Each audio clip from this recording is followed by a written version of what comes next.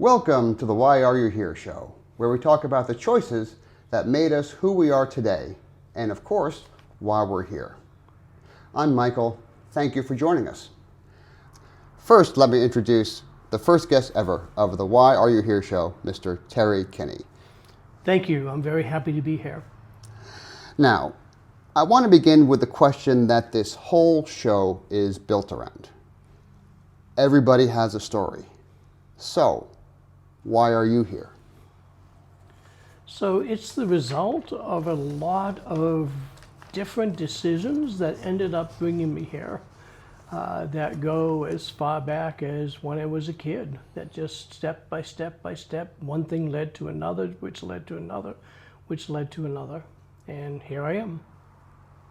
Now, I understand that you grew up on a farm, right? I grew up on a poultry farm in New England. We had about 100,000 laying hens. We had about 500 acres of land. We had cows and sheep and goats, pigs. And I spent my entire childhood and actually my teenage years there. We lost the farm when I was 21 or 22. Family farming is very, very difficult, and it's not particularly profitable. And but yeah, I lived in a small town in Massachusetts, grew up on a farm. I never really had left that farm until I turned 20, and I ended up going to school in Paris. Wow. So what did that environment teach you about who you were supposed to become? What was good, I think, was the work ethic. But at the same time, what was bad was the work ethic. So we would typically work all day long, and during the summers, there was 60, 70-hour work weeks. I had 3 brothers and a sister, and then my mother who worked on the farm, as well as my father and my grandfather. The message that was sent to us as children was that your value as a human being was a function of your work, which is profoundly inculcated in me to the extent that now I still work weekends, I work evenings, because I've never been able to shake this basic philosophy, although I know intellectually it's wrong, that my value is not tied to my work, or should not be tied to my work. In fact, emotionally, I still feel that way, even to today. And as I look at retirement, one of the things that I'm thinking a lot about is how can I stay busy and active and productive during retirement? I think that's a common thing that many soon-to-be retirees have to face, for good or bad. Yeah, it'll be the first time I've never had a job. I've always worked. So when you left the farm, you said at age 20, did it feel like growth for you, or did it feel like something else? So it did feel like growth. It also made me realize how shuttered my life had been. I had just grown up in a small farming community. The schools I don't think were particularly good. I had graduated as class valedictorian, which had gotten me a scholarship to a local college, university, Stonehill College. And then while I was there, I got a scholarship to go study in Europe at the Sorbonne. But I ended up in Paris, and I suddenly realized what a complete country bumpkin I was. I had never been outside. I'd never been in a big city before. I had never dealt with all of the issues that you confront in a busy urban environment. And I was clearly like a duck out of water. But on the other hand, it was a really great wake-up call for me, because it made me realize that the world was so much bigger than the world I had grown up in. Now, when you went to France for part of your education, was that part of your undergraduate degree or your law degree? So it was part of my undergraduate degree. I had really enjoyed studying languages in high school and taken French, and just figured I would continue my French in college. And then this opportunity opened up to go to Paris, and I jumped at it, and it was a good choice. Wow, that's great. And then you went back to the U.S. and you went to law school, and you became a federal prosecutor, correct? Yes. Okay, so when you became a federal prosecutor, a role strict on rules, structure, and consequences, did that role feel like who you were supposed to be, or at the time you felt you needed to be? Yeah, so that's interesting. When you graduate law school in the United States, you don't graduate with a particular specialty. What happens is you then choose what you want to do. And I had been working for federal judges both at the trial level and at the United States Court of Appeals for Seventh Circuit. And the message that was continually being sent to me by the judges was the best legal job there is being a federal prosecutor. And the reason why is, one, you do the right thing, you have lots of discretion, the cases you work on are absolutely fascinating, and basically because it's Uncle Sam, you have deep pockets to do cases that state prosecutors can't do. What I liked about it also was the fact that we were the guys with the white hats. I remember the first day I came into the office, I had been hired, my chief sat me down and said to me, and he said it sincerely, it wasn't some type of bullshit that he was simply spewing. He said, we're the government. We make mistakes. We always do the right things, and if we make a mistake, we're the government, we can fix it. We have the money and the ability. So, go out and do the right thing, but just know that we always do the right thing. Those are lines that sound really, really, really good and easy for anybody to repeat, but there was this heartfelt conviction behind my boss when he told me that, and he was absolutely correct. And so I always felt like we were doing God's work, particularly when I started working very large drug cases. I worked a massive international human trafficking case, one of the first Russian mafia cases we ever did in the United States. You saw the victims and you saw the consequences of these criminal activities where you could put very, very bad people away and stop the criminality. What year did you start your career as a federal prosecutor? So I started in 1988. 1988. But I had been working for judges since 1982. So I actually applied in 86, was hired, but there was a long hiring freeze. So I did not begin until 1988, but I just kept working with the judges until the office opened up. Do you remember the first case that you prosecuted? Yeah, I had the, quote, misfortune to, with all the brand new attorneys who came in the office, typically you end up doing small cases. And the idea is for the first year or so, you'll get a smattering of cases so you learn how to handle everything that comes in.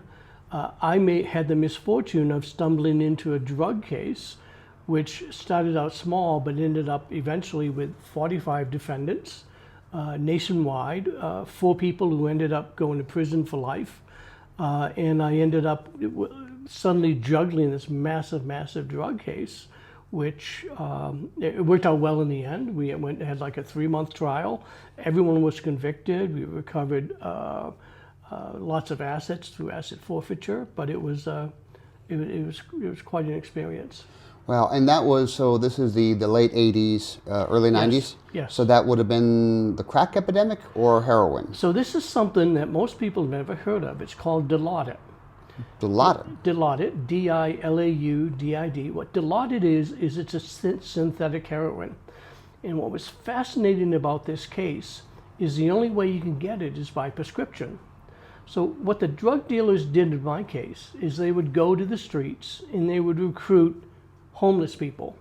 And they would give the homeless people a script, which would be, we're going to take you to a doctor's office. You're going to walk in and you're going to say to the doctor, you have cancer, that you've just moved up from Alabama, from wherever. You left your prescription behind. Could the doctor prescribe you 50 tablets of Dilaudid? Now, Dilaudid is synthetic heroin. What was really nice about Dilaudid is it was 100% pure. You buy heroin on the street, you don't know what you're getting in that bag. Hopefully you're getting good stuff, but some of the witnesses at trial testified they got rat poison, that they shot up and their arms turned black. And so the idea that you could go and get Dilaudid, what would happen is the homeless person would go into the doctor's office, get the prescription, bring the prescription out, give it to the drug dealer. The drug dealer would give the homeless person $100. But then the prescriptions, which typically were 50 pills, could be sold for $50 each on the street of Chicago.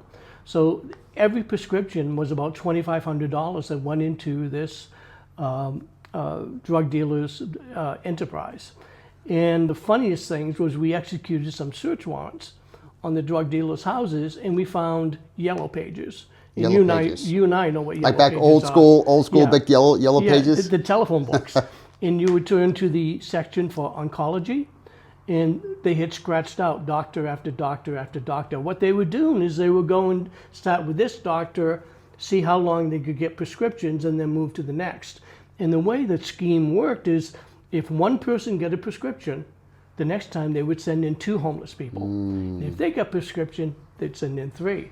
And then one day the doctor walks into his office and he's got 10 people, all of whom desperately need Dilaudid. And the doctor finally figures it out and kicks them all out. And then they move on to the next one. So there were pages and pages of doctors, oncologists, that they just scratched out when they had used them. They finally stumbled into a Filipino physician who gave them whatever they wanted. And she wrote hundreds of, tens of thousands, probably, I don't recall the exact numbers.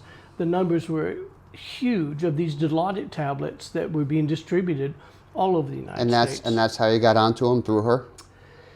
Yeah, so the DEA had been watching this, and it's called a diversion prosecution because it's not a traditional heroin, cocaine, meth case. It's where legitimate drugs are being diverted illegally. And not many people had prosecuted those cases. And the agents stumbled into a brand new federal prosecutor who had no idea that there were some challenges to these cases that you didn't typically encounter. And that brand new federal prosecutor was you? Was me. One of the interesting things was the doctor went to trial and testified, and we had hired an internal specialist to come in and go through all of the medical files. And the cross-examination of the doctor was that basically Dilaudid is such a powerful painkiller. It typically shows up in cancer cases where people are terminal. And it's when you give Dilaudid to someone who's dying, you don't care that they're going to become hopelessly addicted because they're going to die soon. So you just keep them going. And that's what she was doing, except some of these people were getting hundreds of pills, prescriptions, month after month after month, and went dying. Or a lot of them had contradictions for difficulty breathing, and this is a morphine-based substance. You do not give that to somebody who has difficulty. So the doctor was kind of impeached by her own files as well as the testimony of flippers. Of the 45 that you put away with that first prosecution, do you know if any or how many are still in jail? So I think this goes back a long way. So I think all of the 4 who went to life, the 4 who went to prison for life, I suspect are all deceased now. Most of the other people that we convicted, and we gave them, my recollection is we gave them very good deals, were the homeless people. And we really had no interest in prosecuting them. So we asked them all to testify for us, which we did. I don't remember the exact deals they got, whether we simply said, go forth and sin no more, or whether they were put on some type of probation. But our main interest was getting this nucleus of 4 people who were working together that formed the head of the conspiracy. Got it. So you were a federal prosecutor since roughly 1988. And how many years has your career spanned? So I remain a federal prosecutor today, which is 2026. But what I did was I worked my way through the office, and I ended up going from the baby prosecutor unit to organized crime unit, where I worked on Italian and Russian organized crime cases. And I did that for about 10 years. While I was working Russian organized crime cases, I stumbled into a Russian human trafficking case. And at the time, trafficking cases were really not well known in the United States. Now there's been so much press, people know what they are. But at the time, when the FBI agents came in to say, we have this case, it involves these beautiful young women from Riga, Latvia, who were brought over here to work in restaurants by the Russian mafia.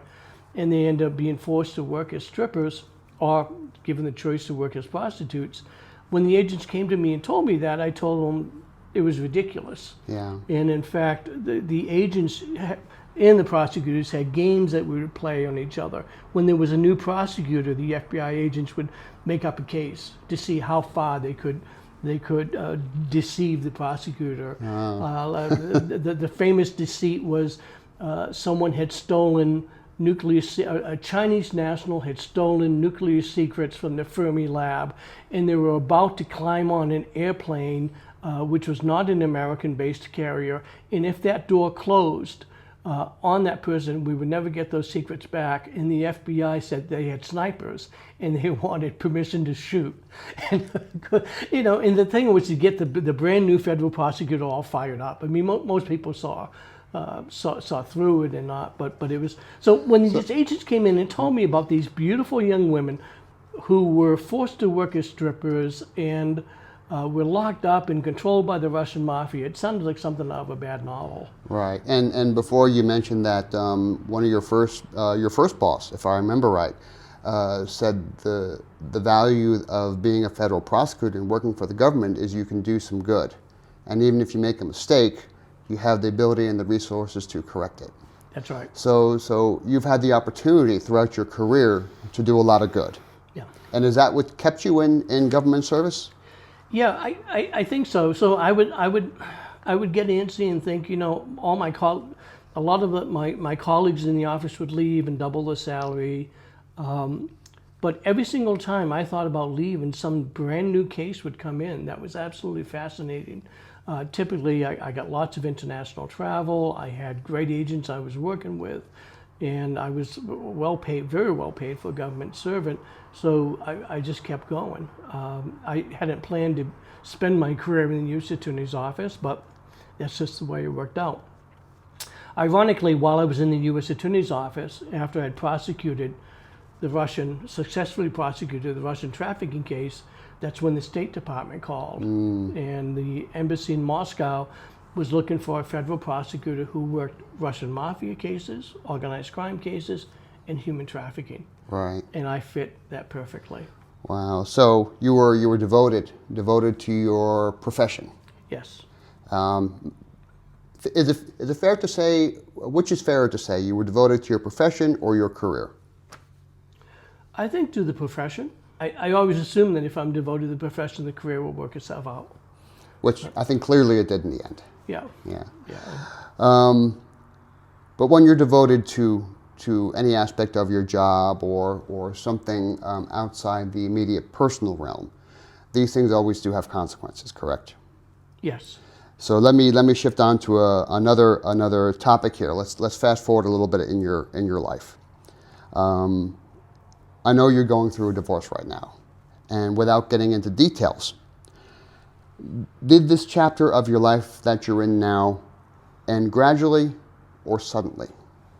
So I think the marriage ended suddenly. That was unanticipated. In fact, we had been talking about how when we were retired that we would be spending 4 months in Lisbon and 4 months in Madrid and just traveling all over the world. And it just shocked me when the marriage suddenly ended.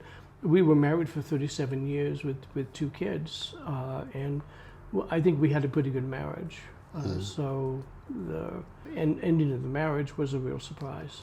So the last chapter of your life, kind of a sudden, unexpected ending. Mm-hmm. So like anything that has defined someone for years, how do you know who you are now without that part of the chapter still going? Yeah, I mean, I think that is the big challenge, is trying to, and one of the reasons why my divorce has been so slow is because I put a lot of work and thought into the fact that we were married for 37 years, and I am a product of that marriage, and what am I becoming now? And it's a process I'm working my way through. It's interesting, though. I was watching a Instagram interview with Jane Fonda, and she was saying, this is the last chapter of your life, and you need to make the most of it. You need to make the best out of it. And that's what I've been thinking a lot about, is what do I do? Where do I go? How do I continue to be effective and and productive. That is a great transition into my next question. Rumor has it you're engaged now. Yes. What does that feel like at this stage of your life? So I think one of the nice things is that after 37 years of marriage, I know a lot of the mistakes that I made, and I know a lot of the problems that arose. And I think it allows me to understand much better what kind of relationship we want, and also what kind of person I wanted. And I think I found the right combination. Very happy with where we're at, and trying to figure out when and how we can get married as we tie up my divorce in the United States. So as the last chapter ended a little bit suddenly, unexpectedly, and now you're into this new positive chapter. Change is never easy, even positive change. So your transition into this newest chapter with your fiance, does it feel brave, terrifying, or freeing? Yeah, so I think it's all three. There are so many stories out there. I am going to be marrying a Burkina Faso woman. And there are so many stories out there about American men who marry foreigners and discover that the foreigner really isn't interested in them. They're interested in possibly a visa or money or whatever. And so one of the questions that has persisted throughout my relationship with Isabel is, are you one of those people? I watch for danger signs that maybe there might be. It's not me she's interested in, it's what I represent. But I'm convinced that's not the case. It is freeing because it frees me from my wife and the connections there. But it's also very inspiring to me. I feel I am going to be 70 this year, but I feel much younger. That still blows me away that you're almost 70 years old. You're about to retire from a long, successful career in government. And instead of slowing down like normal people would do, you want to move to Paris and become a professional chef. Yes. That is not a small pivot. Is that a lifelong dream, or is that something that has been just quietly growing inside you? So I've always loved to cook, and I've always taken classes on how to do it. When I was in law school, well, before law school, I ran a restaurant for 2 years, and then while I was in law school, I worked in a restaurant for 4 years, for 3 years of law school, 1 year after that, because ironically, as a waiter in a big restaurant, I made a lot more money waiting tables than I did working as a young lawyer. So I've always had a close connection with food and with fine dining, and this just represents something that I always wanted to do, and I now have the time and the money to do it. I'm not sure that I'll ever open a restaurant, though Isabel and I have talked about that maybe that's what we'll do, but certainly it's something that I want to do the training, and then I'll figure out where to go from there. Wow. So you actually worked in a restaurant for 4 years, you said? Yes. So Anthony Bourdain frequently talked about that some of the basic life skills that made him successful was the work ethic that he learned in a restaurant. Where I'm paraphrasing his words is, I learned to show up on time, I learned to do my job and to respect my colleagues, meaning not be late, pull my weight, because you're all working as a team. And according to him, that shaped him in his future years to be successful. What was your experience like in the restaurant on that nature and relating to your work on the farm? So I came with the work ethic, and in fact, I think the manager could see that I was a very driven person, because most people didn't last 4 years at that restaurant. The manager kept urging me to stay on. What I liked most about the restaurant is two things. It was extremely busy, so you would never just sit around waiting for something to happen. And two, there was this sense of family or companionship with all the people we worked with. we were this big team. I worked every Friday, Saturday, and Sunday night, which is when they were the busiest. And we would have typically the same 15 people working the floor. And we all helped each other out. I would either wait tables or be the expediter, which means I would be the guy back in the kitchen putting everybody's food together and making sure things went right. At the end of the night, we all went to the bar at 1 o'clock in the morning, had drinks together till 3 in the morning. It was like a big family, and it was, very frankly, my social life. What's really interesting about that is that one of the guys I worked with, Tim, whose last name escapes me at the moment, then became a member of the House of Representatives. Oh, wow. And ambassador to India, and headed up the 2001 report on the World Trade Center bombings. And what's interesting was he has stayed in touch with everybody. So most of the people who worked at the restaurant were a bunch of good old boys. And what they did was they spent all day long golfing and then waited tables every single night because they made so much money waiting tables. And the irony was that they were all driving Corvettes and Porsches and stuff like that because they didn't pay taxes on any of their income. And they would go to buy a house, and the bank would look at the tax returns where they declared $5,000 when in fact they were making 50 or 60. So when you became a federal prosecutor, did you go back and prosecute them for not paying their taxes? No, statute of limitations were gone. As seize their Corvettes as assets for to fund the DOJ? You didn't do that? No, no. Those are good old days. So going back to this step you're taking on becoming a professional chef, even if you don't open a restaurant. I mean, I know because I researched it, because I thought I wanted to do this. Going to culinary school is not easy. And it's not a step to be made lightly, especially at a man who's more mature like you or me. So what finally gave you permission to make this leap into the culinary world?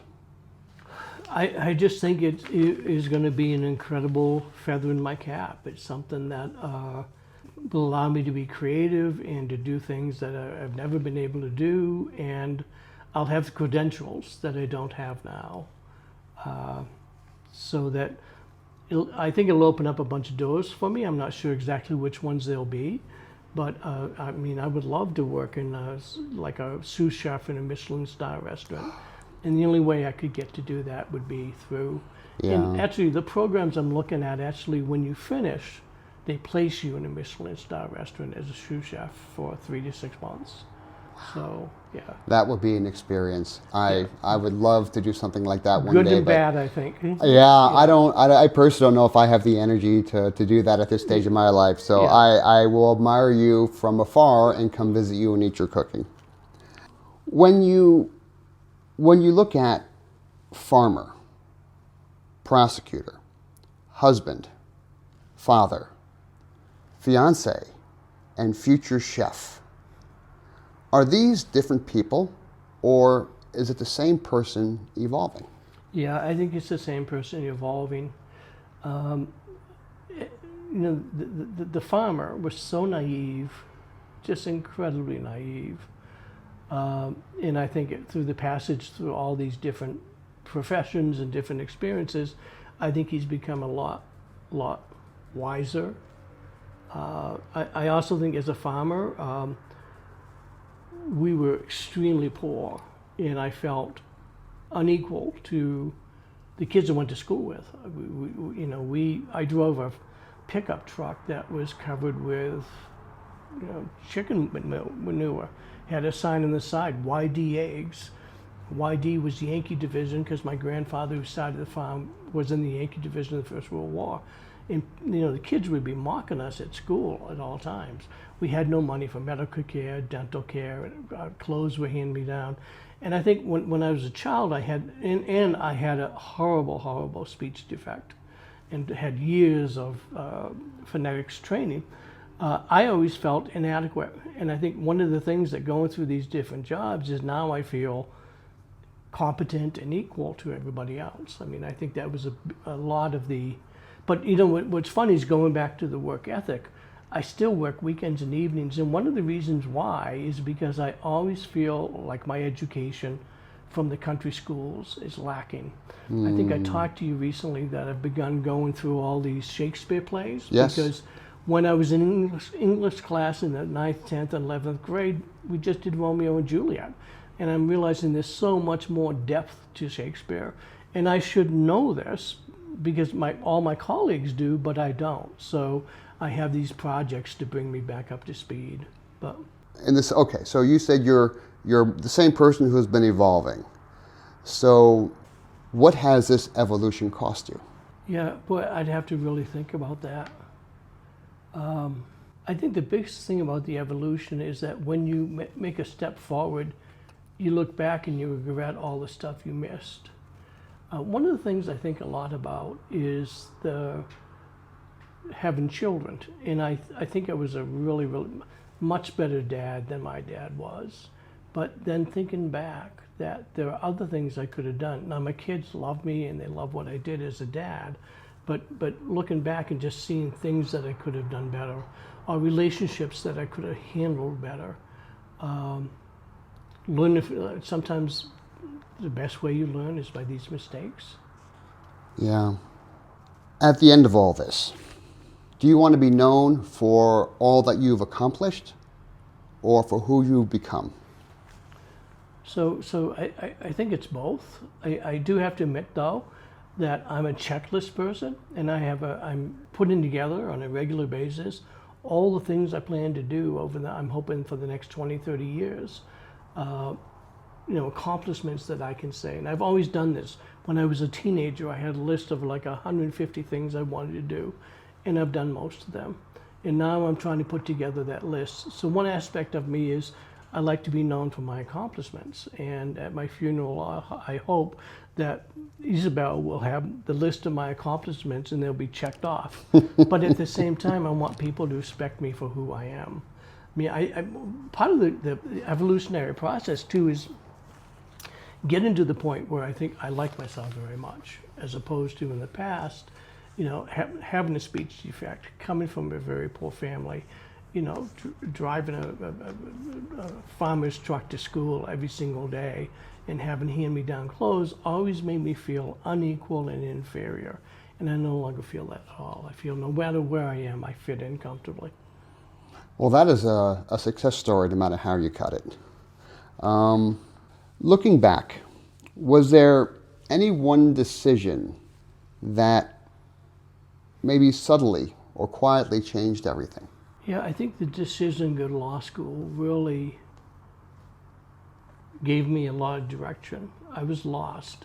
So coming from a family where neither one of my parents graduated from high school, when I received a full scholarship to college, and I had not even intended to apply, I intended to stay on the farm and work the farm, I got no guidance what I should study.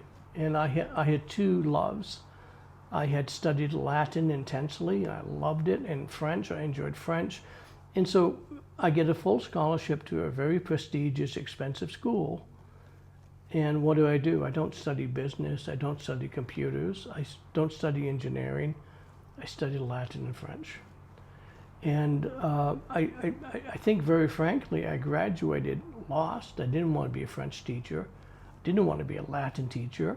And that's when I ended up running a restaurant for 2 years, which gave me time to think.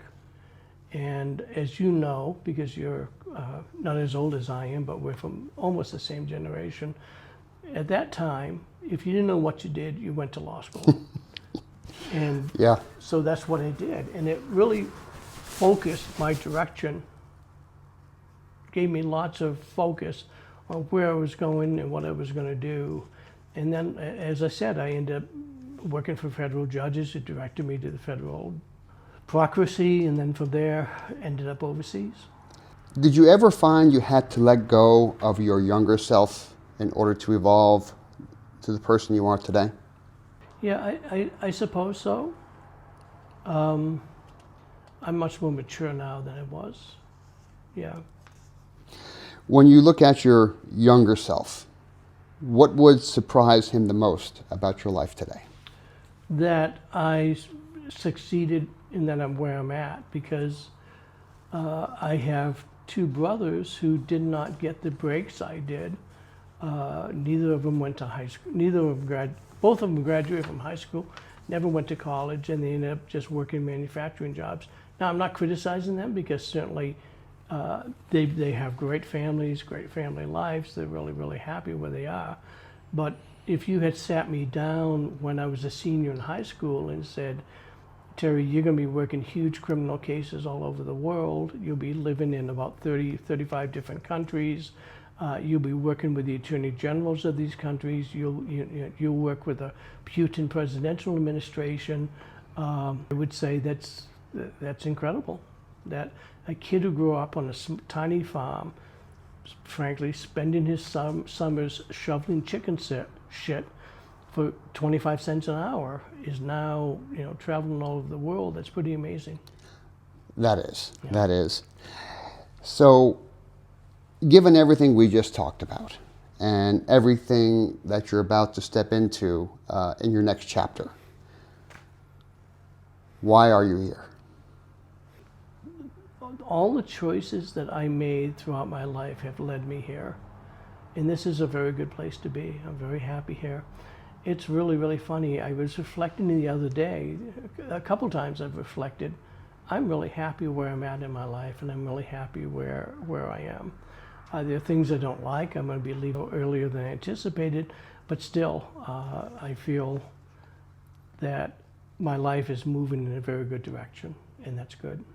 Because it hasn't always felt that way. There's always been these times where, when I graduate from college, and I'm just like, what the hell am I going to do with my life? And then when I graduate from law school, it's overwhelming. Like, where do I go? What do I do? I mean, everything has fallen into place and worked out really, really well. So, that being said, now that you're here, would you choose this path again? I think it's been a very good path. I probably would, rather than roll the dice and try something new. Well, you are, though. I mean, you're going to Paris, retiring and going to Paris and going to culinary school. That is, I'm sorry, my friend, that's the definition of something new. So the other thing I think is that, and I know you're the same way, whatever situation we're in, we'll make it work. So if everything were to change tomorrow and I had to begin all over, I would still make it work, as would you. Yeah. Because that's our philosophy of life. We'll find a way to make it work. We're going to shift focus for a few minutes here, because I'm curious to get your I got some more there. Because I'm curious to get your thoughts on a few things. So, in your opinion, which is better, being anonymous or being known?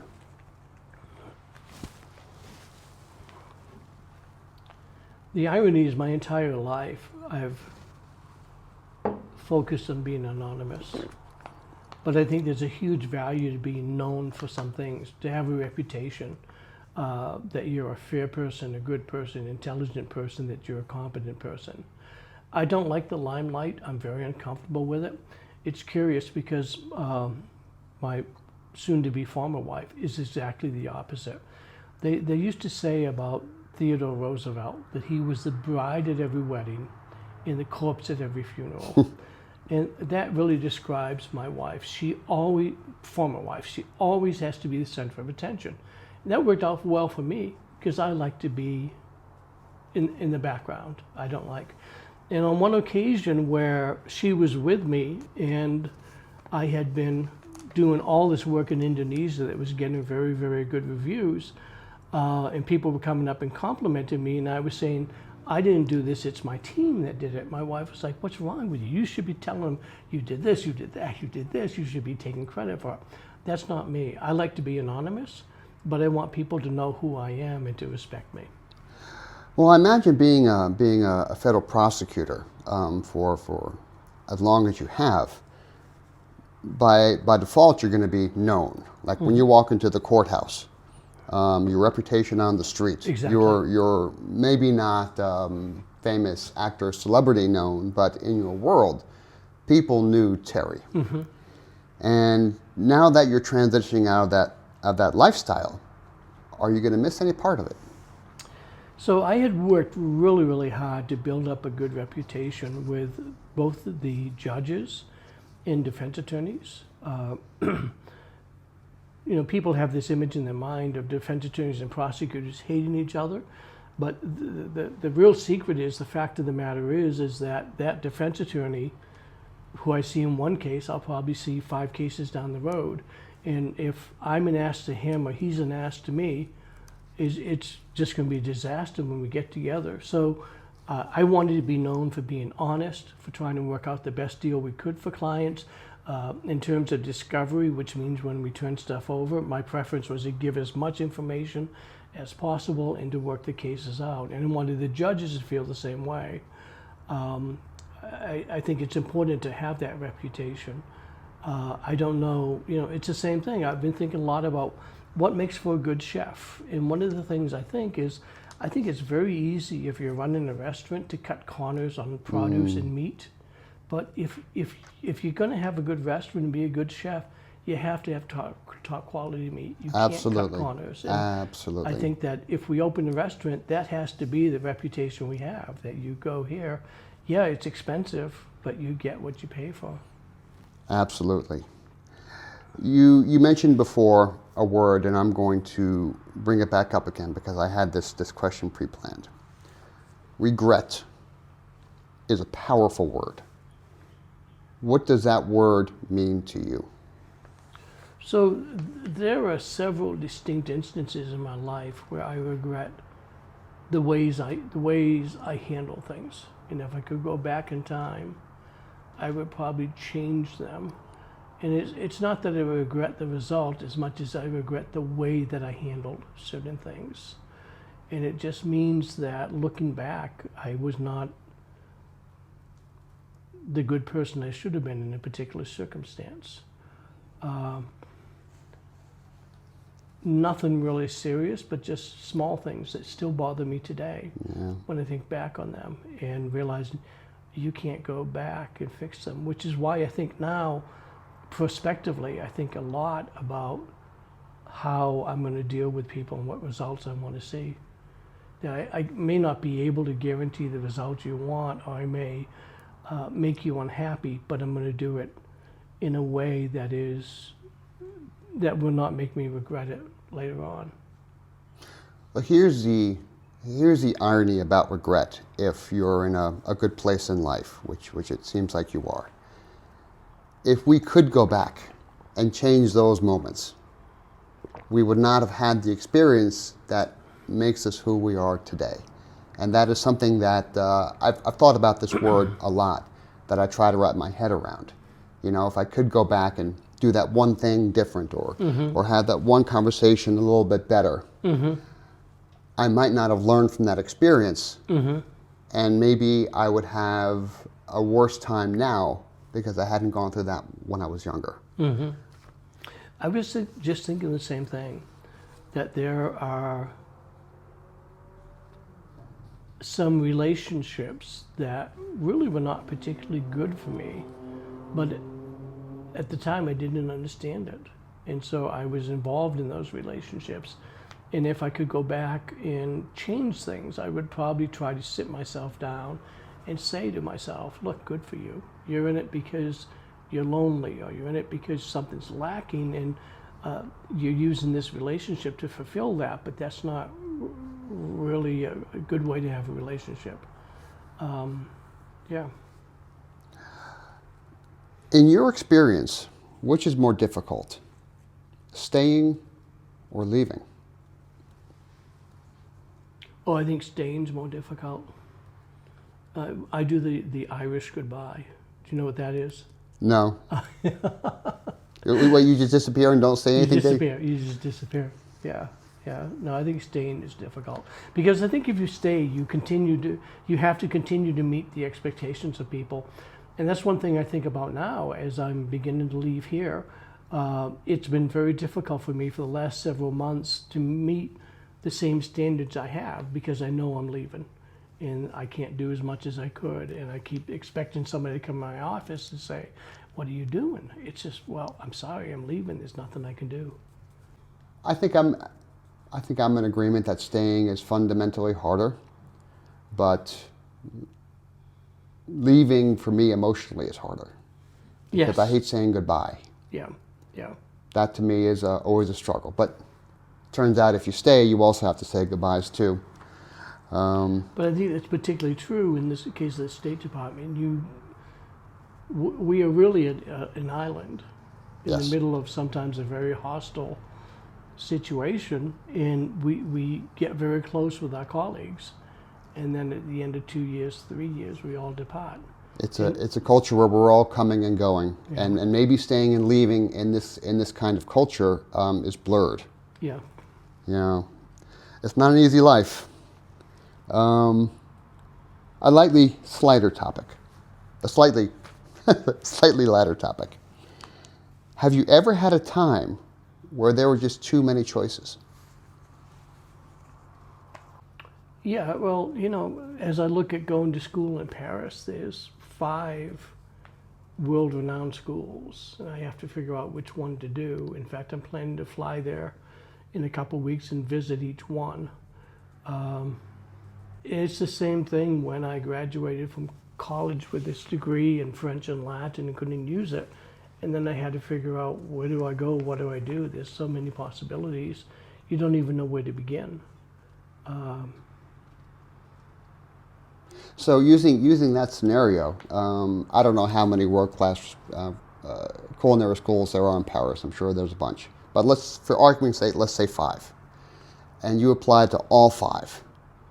Would you rather be accepted to all 5 and have to choose, or being selected for one? Oh, And the one is still good. Yeah, I think I would take all 5. I think I would take all 5 and then figure it out from there. Yeah. Because for me, that would make my head explode. I would agonize over which one is the best until I make the choice. Yeah. But boy, sometimes I feel that when you have too many choices, it can make life more difficult than it needs to be.